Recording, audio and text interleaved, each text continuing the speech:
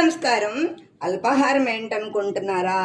అల్లం, tomato, carrot, వేరుశెనగ గుళ్ళతో బొంబాయి రవ్వ ఉప్మా చేశానండి. దానిలో పంచదార కాస్త నిమ్మరసం పిండుకుంటే చాలా బాగుంటుందండి.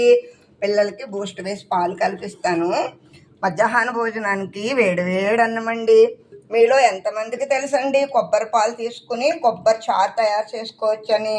4 మిరియాలు వేసానండి. ఎందుకంటే చల్లగాలి చాలా ఎక్కువగా ఉంటుంది కదండి, విపరీతమైన చలిగాలి కదా, అందుకని మిరియాలతో కొబ్బరి చారు తయారు చేశానండి. మీకు ఎవరికన్నా కావాలి అంటే కామెంట్ పెట్టండి, ఫుల్ వీడియో పెడతాను.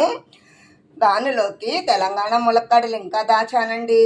దానిలో 2 నీరుళ్ళు వేసి ములక్కాడలు వేసి జీడిపప్పు వేసి ఇగురు చేశానండి. కాస్త గరం మసాలా తగిలించాను.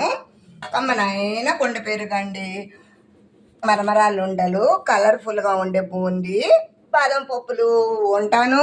Bye bye.